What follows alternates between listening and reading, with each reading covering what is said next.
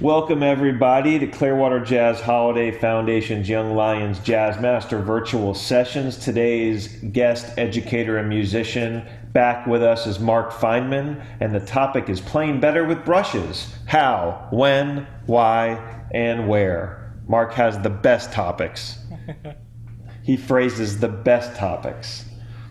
So participants are muted upon entry and during the master classes. We appreciate your cooperation to stay muted, but if you have questions, we can use the chat feature and the raise your hand feature and get those questions to Mark. If you have feedback, info@clearwaterjazz.com. We have been reading the feedback and appreciate it very much. If there are session topics you'd like us to cover, we will get them up. All these free sessions are brought to you by Clearwater Jazz Holiday Foundation and our many partners, including the Al Downing Tampa Bay Jazz Association and the Pinellas Realtor Organization. And we have many topics up on our schedule at clearwaterjazz.com/education, program through the end of June, with more being added as time goes by. And we have these wonderful musicians and educators, so thanks for participating. Today we are joined by Mark Feinman. Mark is a drummer, composer, and educator who is inspired by individual human experiences and a diverse range of musical influences. He has extensive performance experience playing with many wonderful musicians. Mark was awarded the Emerging Artist Grant from Creative Pinellas, the Think Small to Think Big Grant, a Jazz on Edge 13 and 13 commission, and a Project Gen Yes residency to present a multimedia project raising awareness for Alzheimer's disease at the studio at 620. He's also a drum set instructor at St. Petersburg College and a member of La Lucha, Tampa Bay's Sweethearts. We love La Lucha. We love Mark, John, and Alejandro. They've been a big part of the Jazz Holidays, Young Lions Jazz Master Sessions. Their music ventures into a wide variety of musical styles and offers a fun mix of genres under the jazz umbrella. They've received countless accolades and have extensive national and international performance experience, including several plays at the Clearwater Jazz Holiday Music Festival. LaLuchamusic.com is where you can learn more about La Lucha and connect with Mark and the others in the band. And also, please check out the new music they've been releasing recently and their other music anywhere you stream music. So with that said, Mark, it is great to have you back with us. The stage is all yours, my friend. Thank you so much, Steve. Thank you for doing this, as always. I'm happy to be here with my third class, and this one focusing on brushes. Now, I was going to dress as Bob Ross, and I was going to have like an art canvas and do something like that, but with a one-year-old, not everything gets done that you want to get done, so we'll go with the standard snare drum and brushes, and we'll get into business. Okay, so brushes. It's kind of one of the newest, it's one of the newest forms of, how do I say this? Tools that drummers can use. This was actually patented only in 1913. So you do the math and then email me later and let me know what that is. The brushes, it was actually, they were called like fly swatters when they were originally patented, and they kind of do look like fly swatters. These ones are wire brushes, and they're synonymous with the jazz genre because they were invented and created during the time when jazz was popular in 1913, and they were created in such to create, they were created to play a little bit softer and to play underneath the other instruments. Now, we don't, most of the time a lot of people say, oh, play brushes because we want you to play soft. That's not necessarily always the case. If you're an instrumentalist watching this or somebody who plays with other musicians, you don't have to tell the drummer to play soft by grabbing brushes. They should be able to play soft with the sticks already. To me, I associate brushes with being a different texture, just a different sound. It's a different feeling when you're playing a song. Everything that I do with sticks, I should be able to do with brushes, except a few magical things that you can only do with brushes. And that is, they have this wire. There's a flat side to them. These are telescoping brushes, which means I can pull this, if you can see that. If I pull that, the brushes go in, and when I push them, they retract out like this. And depending, I know it's like the magician that with the flower, it's like, hey, and then the flower comes up. That's what this is. I would say don't touch the top. At least don't touch them often, because there's fine oils on them, which keeps them from sticking the way they are, and we don't want those on our hands. Anyway, so those are delicate, and I could actually, I don't know if you can hear that, but you can make sound just with the wind in through its hair. So that's a cool kind of extended technique. Now, playing brushes on the snare drum. Normally, or any drum or cymbal really, but if we're talking about like the stereotypical, the way the brushes are played, that's why there's no other drums here today. We're going to look at how we play the how, what, where, when, and whys. Okay, I'll try to hit all of those. The how is the flat part of the brush plays on the flat part of the snare. Back and forth, if you can hear that. And it creates this kind of like sanding sound. Now, I could play with this, the long part of the brush. It has a different sound to it, and that's okay. But normally we want the full flat part of the brush on the full flat part of the snare drum. Normally you would want a snare drum with a nice coated head on it. We call it having a nice beard, and it gives it that nice sound, like sand, like texture to it. Now the middle of this drum, you can kind of see it has a clear part. It's just because I've hit it so much in one part, it's starting to clear. If I play the brushes directly in that spot, the sound is not as much. It's not as aggressive. And that's okay, but in order for that sound to really come out, we do want to have like a nice full head. Okay, so if I was new to the brushes, if you're just picking up the brushes for the first time, something you're interested in, I mentioned this in my last two videos, and that is having complete flow on your instrument, making sure that you're very comfortable with how you're playing your instrument and what is being said on the instrument. So, and this goes for any instrument. So if I'm picking up my brushes, even if you don't have a snare drum, you can do this on a piece of newspaper. Newspaper is great for this. If I'm traveling and I don't have a snare drum with me, I take the newspaper, usually the USA Today. I have a newspaper subscription myself, mainly to play brushes on and to clean the mirrors in my house. Other than that, it's fantastic. No, but you can find any sound. I have a notebook here. It sounds great. Anyways, here's what we're going to do. We're going to just find a flow between the sound. We're going to create sounds, find a sound, and when you found that sound, look at your hands and see what they're doing. Okay? See where, just stop or just take a peek at them. I do something called crab fingers. This is not a technical term. This is just a younger student who was maybe 6 or 7 said, oh, your hands look like crabs when they're playing. And I'm kind of using these pointer fingers to push the brush back and forth. Not always. I go there sometimes. Okay, so let me play a little bit. I'm just going to create a flow. There's no time. There's no wrong notes. There's no right notes. There are just notes on the drum. Okay.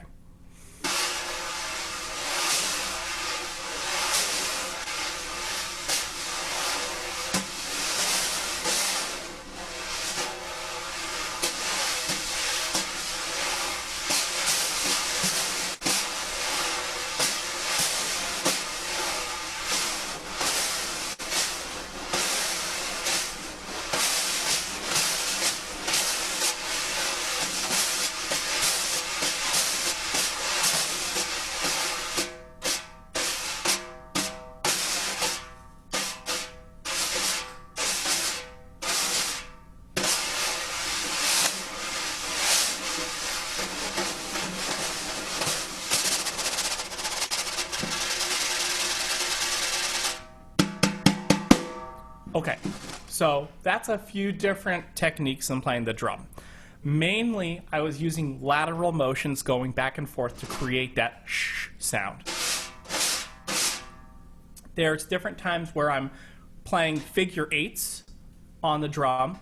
That's one that I really like to use. Let me play that so you can hear that. This allows the brushes to not get in the way and not get stuck together. I know when I was first playing brushes, I would start getting caught in them, and I would, oh no, the brushes are caught, and I would look really funny and embarrassed, and it happens occasionally, but I just kind of laugh it off. Actually, what happens now is this end part of the brush occasionally gets caught in the button of my coat when I'm playing, or the button on the sleeve, and I'll be playing, and it'll get stuck, and it'll just dangle there, and I can't get it off. And I'll switch to sticks, and I just have like a brush hanging from a button. So that's an anecdote for brushes. Okay, so the idea is to not have them cross paths. They want to have their own place on the drum. This is a 12-inch drum.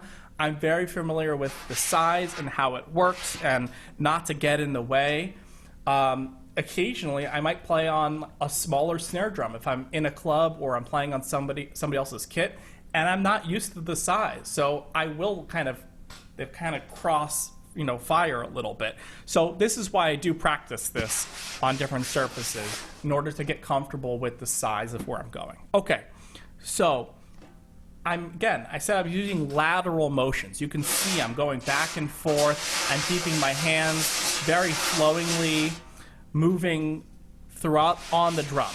That's not the only way to play brushes. I mentioned that you can play brushes a lot like you're playing sticks, which means you can just hit the drum. And that's totally fine too. It's a different texture, it's a different sound. Now, as far as hitting the drum, there's different ways to approach actually hitting the drum. I can go straight up and down. It's a great song by Bruno Mars, and it's the motion I'm doing right now. That creates a really staccato, short sound. I could also approach hitting the drum from an angle.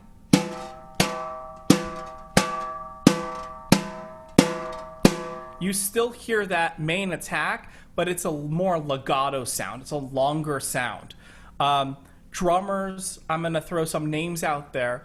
Drummers, modern drummers like Kenny Washington, will play an up and down motion mainly. Drummers like Jeff Hamilton or Chuck Red, they'll play a side-to-side motion coming from the side. And the side-to-side motion, sometimes it has a lot to do with if they're playing traditional, which I don't play traditional grip. It's okay to do that. I personally just don't practice that way. So the lateral, I kind of go back and forth actually between playing up and down and playing side to side, and to me it has a lot to do with the sound of the song. What does the song actually need? Again, playing in music in general, it's not about me.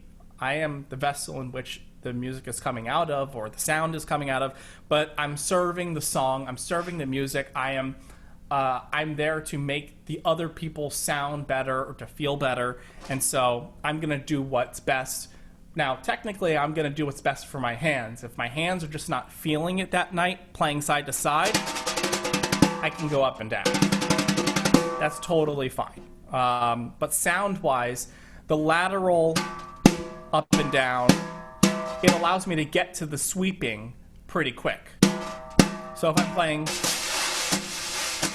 playing time in a song, and then it allows for me to play a hit,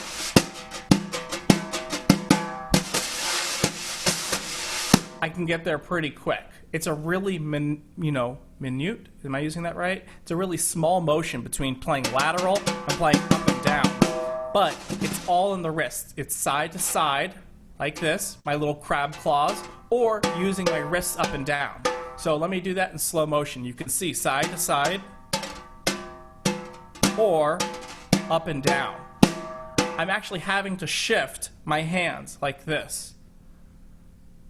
The whole idea for me is I want to cheat and find the easiest, quick way in order to get to that sound. I don't want to have to adjust my whole body or adjust my arms. I'm going to go to the sound that's going to be the quickest and easiest as possible. I mean, that would be key for anything that we do, right? So that is the basic on how. And I also mentioned the why, which is why do we play brushes? I'll kind of dive into that a little bit more, which is it creates a sound for that song.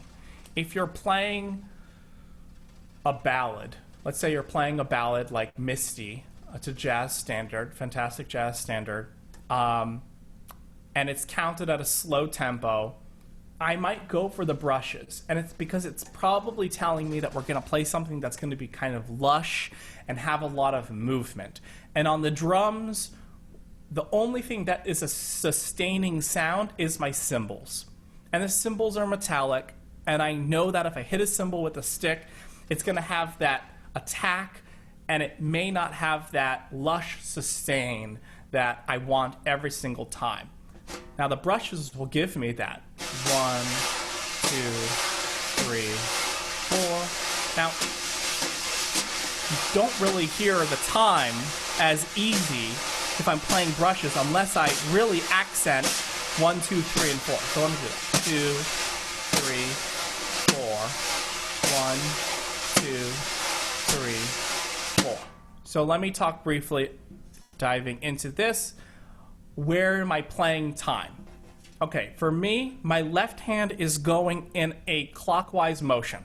1, 2, 3, 4. All the downbeats are coming toward me.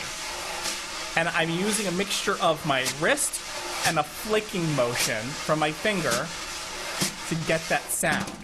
1, 2, 3, 4. And I really do want to have this undulating, jellyfish-like motion that I'm doing with my hand. Okay? That's what it should sound like, and that's what it should look like as well. So with the brush in my hand. And it's a small motion. I'm doing small circles. And the reason I'm doing small circles in my left hand is to allow for the larger beats to happen in my right hand. This is only because I'm right-handed and I feel comfortable doing this. Can I do it the opposite way? Absolutely. Am I going to do that right now? No. Okay. So 1, 2, 3, 4. And my right hand is making big circles coming up to the top of the snare drum. 1, 2, 3, 4. And again, it's just a flicking motion. I'm not coming off the drum at all yet. 1, 2, 3, 4. And it's just giving it some push. It's just the same as if I'm playing on the ride cymbal. 2, 3, 4, my imaginary ride cymbal right here. Okay? And again, I'm locking in with the bass player where they're playing either 1, 2, 3, and 4, or 1 and 3.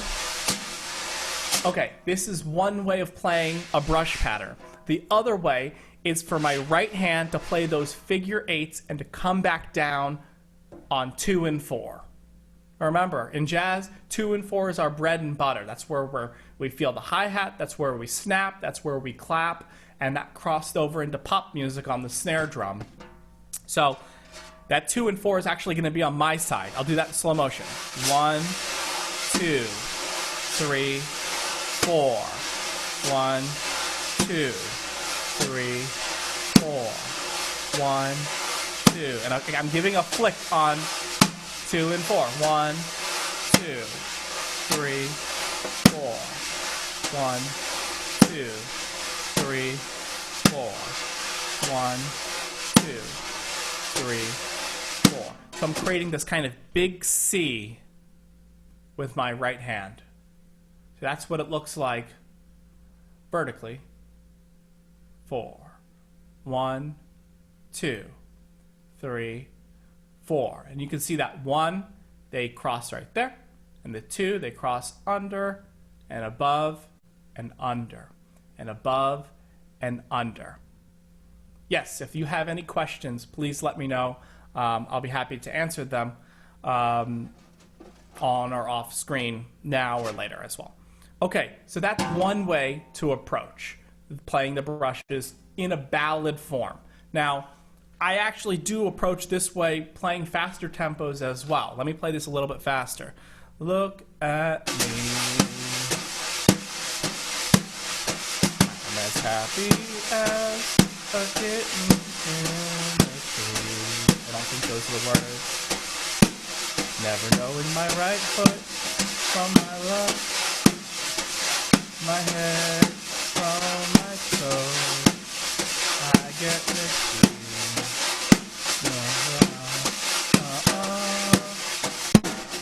Okay, I'm playing a double time. I'm singing the melody in half time. So it's the same melody there, but if I'm playing a double time feel, which means I'm just playing it faster, twice as fast, you can actually hear the motion of the brushes. I'm trying to keep this as consistent as possible. If I was actually taking paint and I was putting it on the canvas, I would want a consistent brush stroke. If you've ever gone to a museum and you've walked up as close as you can to the painting, don't do that with the Mona Lisa or anywhere there.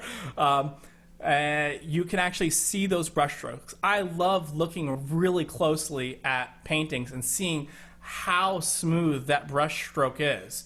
It doesn't have to be. It's up to the artist.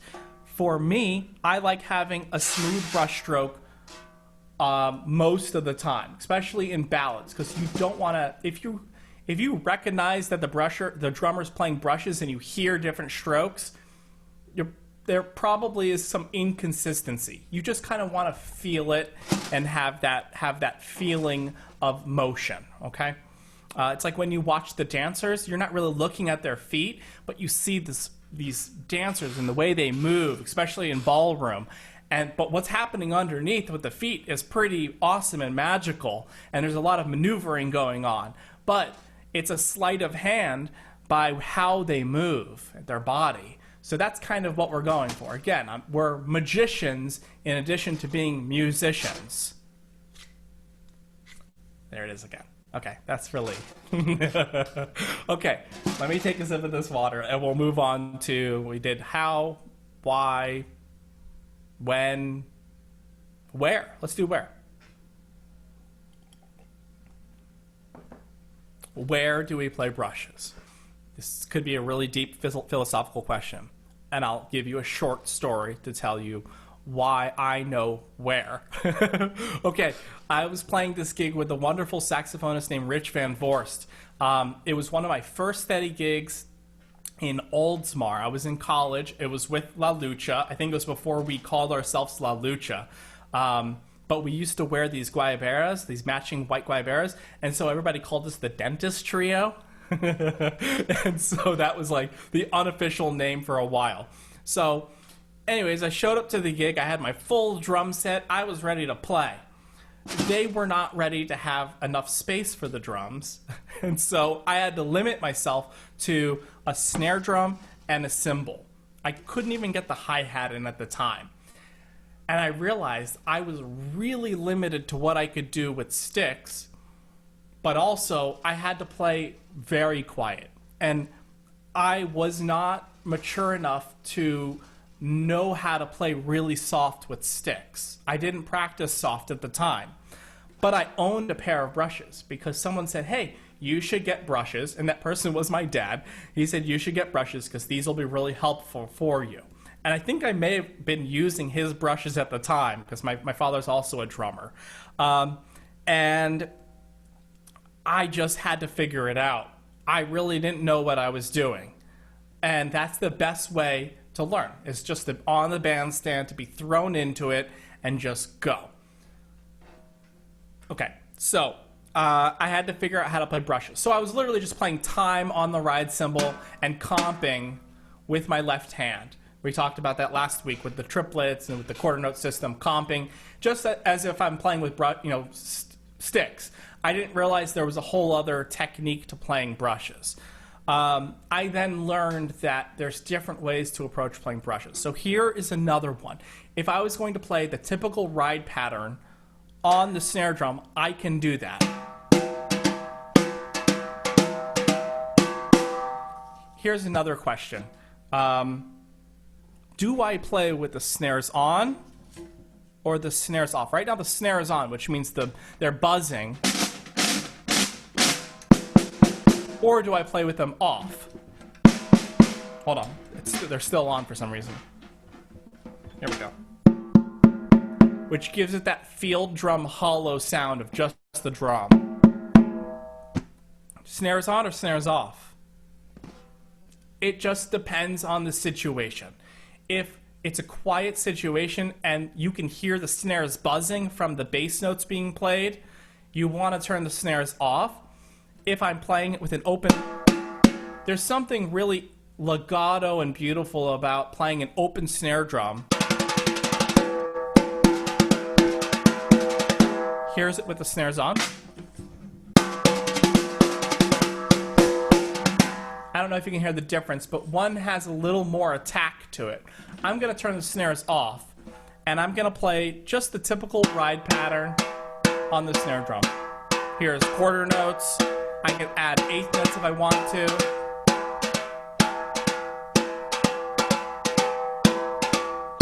This is totally fine. You can do this.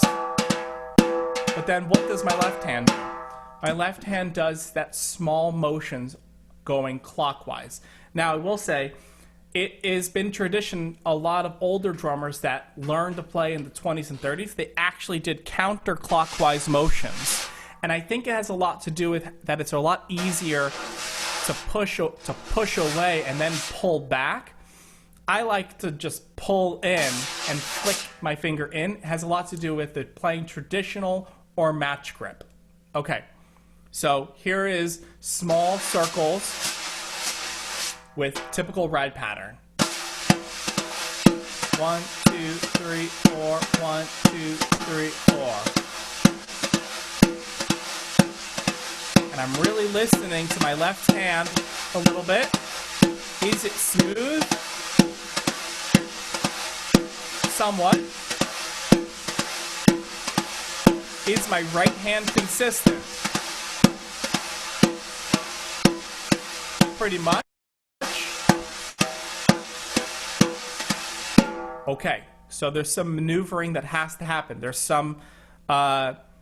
a little bit of choreography that has to go on when I'm doing this. Why? Because again, we don't want to step on each other's toes. If you do that while dancing, your dance partner might not be happy. And right now your dance partner is your right and your left hand. Okay, so if I'm doing a circle and my left hand is coming underneath, I should have worn like a white shirt or something. If you see this, my left hand is coming underneath. This brush has to get out of the way. So what's it going to do? Naturally, I'm going to move it to the opposite way of this brush. Okay? So there's this motion going on. 1, 2, 3, 4. 1, 2, 3, 4. 1, 2, 3, 4. 1, 2, 3, 4. 1, 2, 3. Now again, that 2 and 4 is our bread and butter, so I'm going to put an accent on 2 and 4. 1, 2, 3, 4. 1, 2, 3, 4. 1, 2, 3, 4. And how am I accenting? I'm just flicking the brush. I'm imagining, I tell all my students this, that I'm going to dip it in a little bit of paint, and across the room I see somebody, and I'm going to flick that paint at them. Okay? I'm getting that flicking sound. That's one sound. I can also just stop the sound into the brush.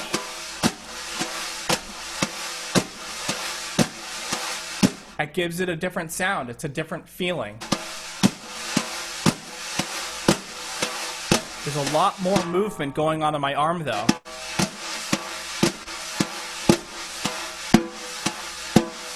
Now I could also do the lateral strokes too. You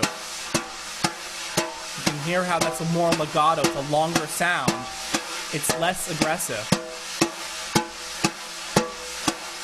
Now you can start and you can play around with which which direction you want to start. That's up to you and your comfort level.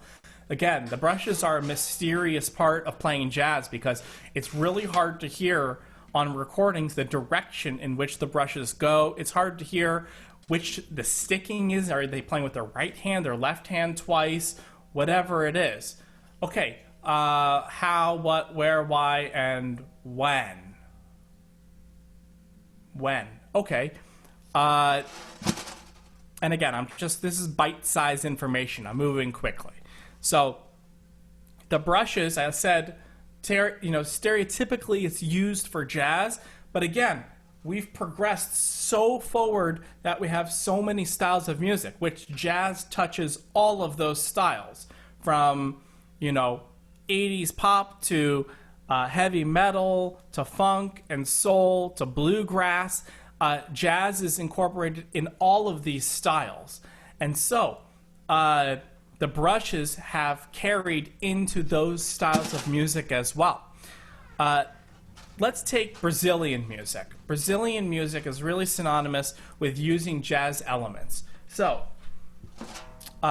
usually we have like a shaker, or actually, this is a really classic move. This wasn't used a lot at all, even in swing music, until Brazilian music in the late 50s. It's using one stick and one brush.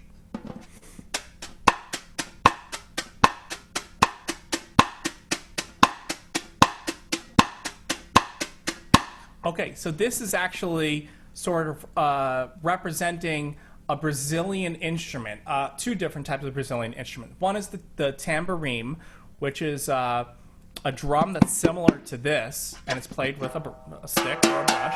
And the other one is the pandeiro, and that gets that kind of popping sound. So the drummers were actually basing their music off of percussion instruments, similar to what jazz drummers did. They took percussion instruments and they turned them into the drum set. So this feeling of the shaker kind of feeling is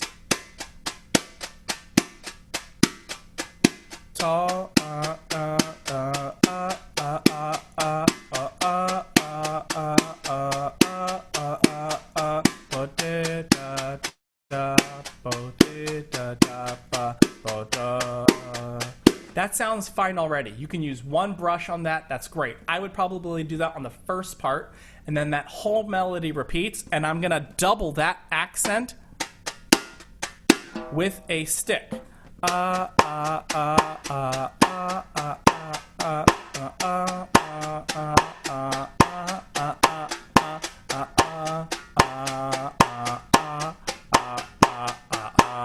You can see I'm accenting the melody, pulling that out with the accent here on the snare drum. You could play an open snare drum. It's a different sound. It's more aggressive. That's not really that Brazilian sound. This has that. Okay, so if we look at some maybe more up-tempo music in Brazilian music, I can actually play brushes the same way, and except the technique, it's going to sound like this. Let me play it first.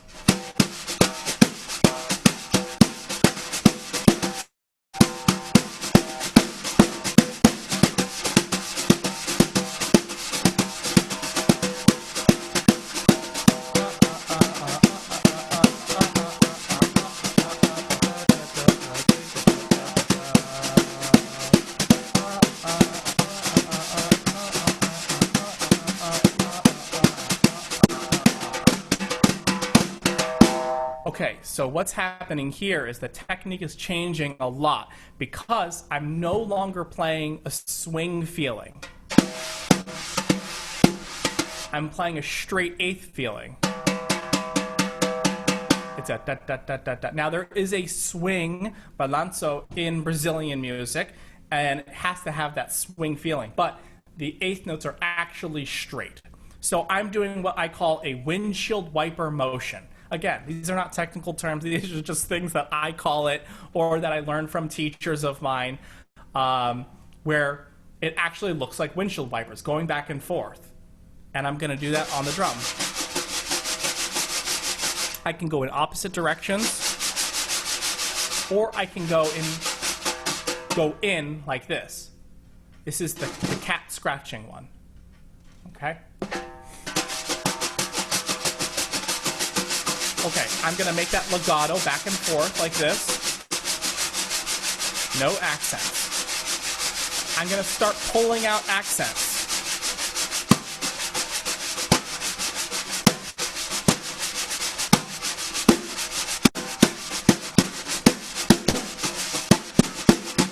Again, I'm not thinking time, I'm just thinking flow and pulling out accents. Now you can go back to the quarter note system and you decide to use that as a template for how you want to pull out rhythms.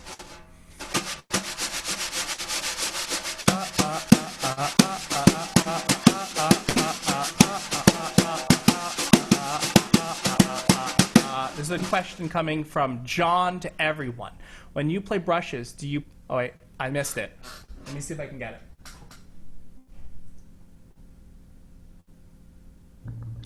Okay, it says, when you play brushes, do you play hi-hat on 2 and 4? Do you play the bass drum? Do you play the cymbals with the brushes? These are great questions. Yeah, let me touch on these really quick. So, yes and no. That's my answer. I play the hi-hat on 2 and 4 only when it feels like I need to establish the time of where it is. And I'm accenting the 2 and 4 here, and so I don't really need it on the hi-hat unless it's a very cool sound that I want to give to the song. If I'm playing really legato on a ballad, I can splash the hi-hat on 2 and 4 or on beat 1. The hi-hat is just an extra sound at this point. And it's the same thing for when I'm playing time. You only need it to feel where that time is. Do I play the bass drum when I'm playing with brushes? Now, if I'm playing Brazilian music, yes. I usually will play, if I have a bass drum. I don't have a bass drum with me now. But usually you might have that do-da-dum, da-da-dum, da-da-dum. I'm going to feather that bass drum, and it's going to, the same when you're swinging on the ride cymbal, that bass drum is just going to lift up the bass player a little bit. I'm not going to play anything counter to what the bass player is playing, and I don't want to overplay them. I'm just going to play underneath them to lift up the sound a little bit. And that bass drum in Brazilian music actually represents what's called the surdo drum. The surdo is usually played, it's a very large drum, and it's a marching instrument, and it's played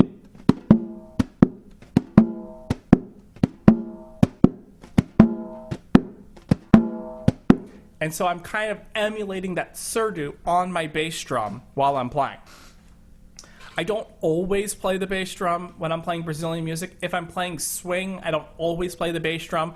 I will accent the same as if I'm comping with my left hand and my right hand. And do I play the cymbals with the brushes? Yeah, I play the cymbals as an accent, or if I have a sustaining cymbal sound, if I have like a sizzle on my cymbal, I'll hit the cymbal and it'll sustain the sound for a long time. And I think that's a really cool effect.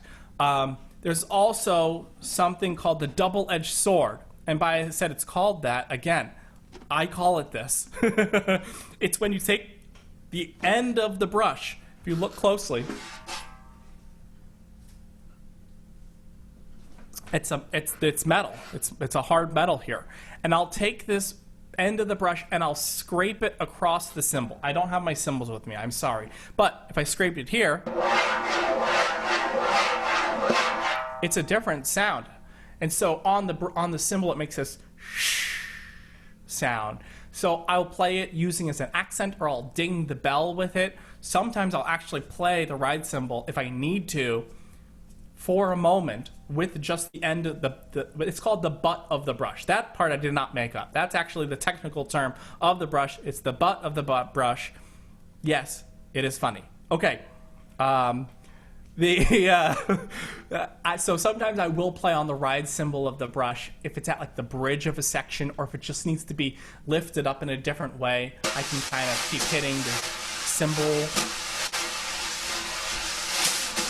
It's just a different sound, and that kind of goes into a different topic, which is I call the ratio system, which is how many sounds for each hand are you using. Right now I'm using one sound and one sound. If I played my keyboard here while playing the brush, it's a 2-to-1 ratio right now. If I add my leg, it's a 3-to-1 ratio. So the more numbers that you add on each sound, the more it gets different textures or different sounds. Okay, so again, brushes do not have to be only played soft. Sticks do not only need to be played loud. They should be the same volume. Only should they... and you don't always have to play a whole song on brushes. You could move 2 sticks just to lift up the song, or the volume might raise, because I can't get as loud on brushes as I could with sticks. When do I go to brushes? When do I go to sticks is another question that I'll ask myself, which is maybe on a bridge of a song really quick, or maybe just a different soloist wants to have a different texture, or if we're coming to a really soft section, or the end of the song is just a really soft rubato section with the singer, I might go to brushes. Can I go back and forth between brushes whenever I want? Yes, you can do whatever you want. You can eat a peanut butter and jelly sandwich if you wanted, but you may not want to do that. So you have to use your discretion as far as, does this sound good? Does this feel good? Okay, so there's some questions that we may hit in the future. How do I go between brushes and sticks? Am I playing, I'm playing, I stop. Hold on, everybody. Let me get my... And now I'm here? No. You want to make it as seamless as possible. You don't want anyone to know what you are doing. Again, you are a magician in addition to being a musician. Are there any questions? Let me see. I think maybe one came in. I like that. That's good. Hey, Mark, I have a question. So Yes.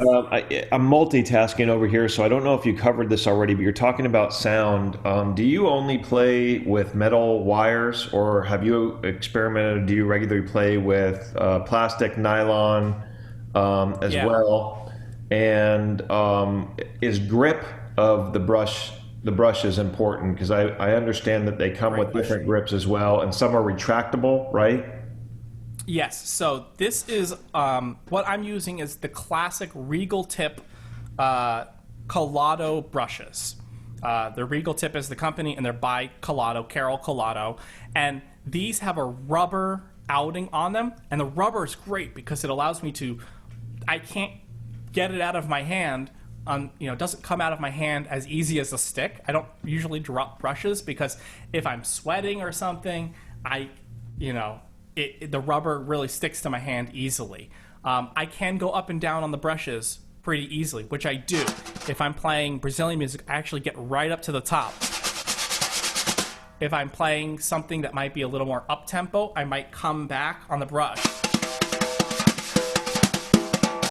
And it has a lot to do with kind of like a seesaw motion. If you're in the middle of the seesaw, it's going to be a lot harder. And on the edge of the seesaw, so it has a lot to do with physics. So you have to understand physics if you're playing, or understand basic physics. Okay, these are retractable. I love the retractable brushes because it goes to its safe place, its home, and they won't get injured or hurt in my bag. Now, I have extra protection for them. The metal brushes are really fine metal, and they will bend easily, and they will break easily. And brushes, unfortunately, are not inexpensive. And so I have another little home for them. They go into this tube that they come with, and they live in there when I'm not playing them.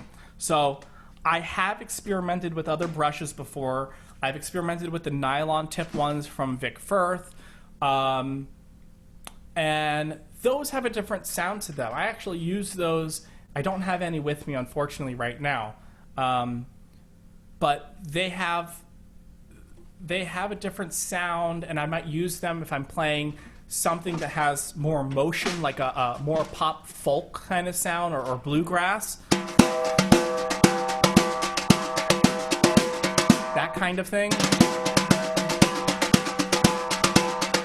And the reason why I'm still getting that kind of legato feeling, but I'm not getting that attack that you would with sticks. Like it doesn't sound like a marching sound.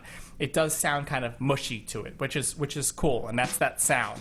Or if I'm playing with acoustic instruments, I don't want to overpower them. And then I think that might have hit all the questions. Yeah. So these ones are metal. There are different types of brushes. If you are new to the brushes or interested, or you have a student who wants to play brushes, get the simple. I mean, this is like the simplest brush that you could buy. It's definitely probably the most inexpensive, and it's the most popular used one. There are the Steve Gadd version and the Jeff Hamilton version. What happens with those is that they start making different types of metal, or I think Steve Gadd and the Jeff Hamilton, they actually have them, they turn the top of the brushes so they're really hard at the end. And so they're a lot louder.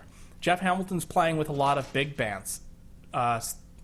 Steve Gadd is playing with a more pop type of crossover groups. They need to play brushes and have it project a little bit more. And so that's why they have those. Drummers like Kenny Washington is playing with brushes a lot like these, or John Riley. Papa Joe Jones is another much older drummer who was on the forefront of, practice, or it's called creating how the brushes were played. He used these kind of brushes.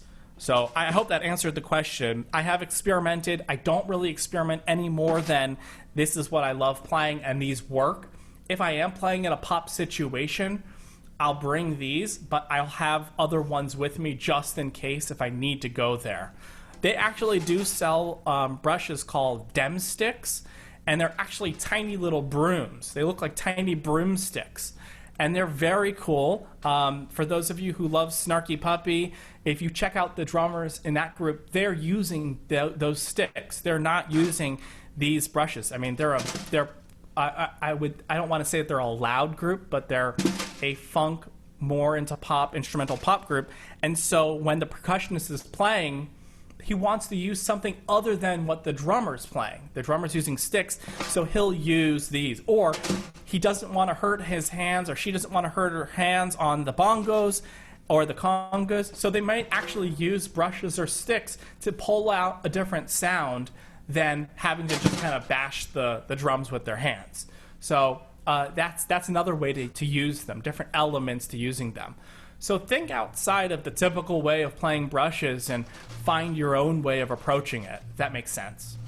That's awesome, Mark. Thank you so much. Listen, we've got a few minutes left, so I'm going to turn it back to you in a second for some final thoughts, or if you have another sort of path you want to take us down before we close out. But I want to make some announcements. We have a wonderful week ahead of us with some really great sessions. Tomorrow at 3 p.m. Eastern Standard Time, Brandon Robertson joins us with Where Do I Begin as a Professional Musician, which is open to all musicians, all instruments. He's going to be doing a series with us, and I think it's going to be really great to have him on board. John O'Leary also joins us tomorrow at 4:30 for a piano technique in jazz session, which it's always great to have John with us, and I know that's going to be a really good one. And then on Wednesday, we have two sessions, trumpet first, James Suggs and Dwayne White together, why listening to music is important, and then a guitar session with J.J. Padishal, navigating the neck with diatonic chord scales.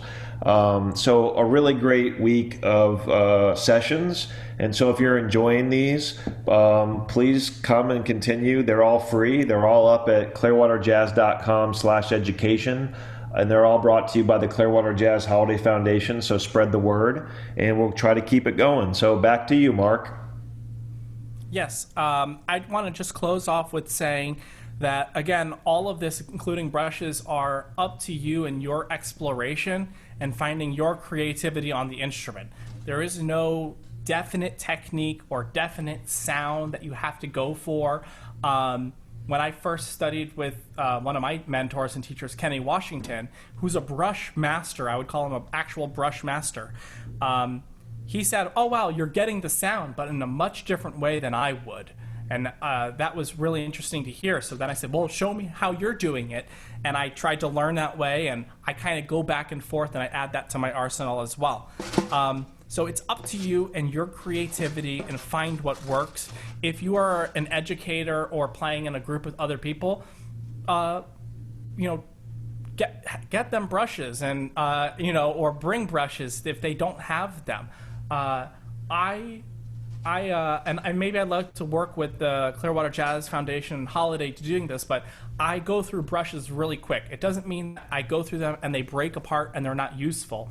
It's just that I like to play something that's fairly new. So I save these brushes and I donate them to schools. I used to work at a middle school, or I worked at an elementary school recently, which I don't anymore. So if you or somebody you know has students that are needing of brushes, I will stick these in the mail and send them to you. It's the least I can do. They're still usable. They still work. They still work great. I just don't like to carry a whole bunch of brushes around, and I don't necessarily want to throw them away. So please email me or email the Jazz Holiday, and I'd be happy to get those to you. So I hope that maybe you can check out some recordings and hear what brushes sound like on them. Go back to Miles Davis' Kinda Blue. Jimmy Cobb on brushes. Check out Blue and Green. It's gorgeous brush sound. It's a fantastic addition to the instrument. So thank you all for listening. I'm happy to be here with you. Another incredible session, Mark. Thank you so much for everything. And speaking of recommended listening, if you want to email or text me over some songs that you think are particularly relevant to today's topic, I'll create a Spotify link on our Clearwater Jazz Spotify channel under your name with some recommended listening.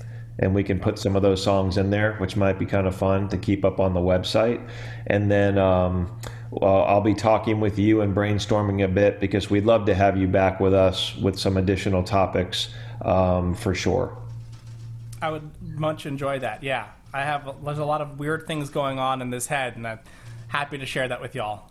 All right, man. Well, thanks again, Mark, and thank you everybody for attending today and participating. We look forward to seeing you again soon. Stay safe, be well, and keep playing.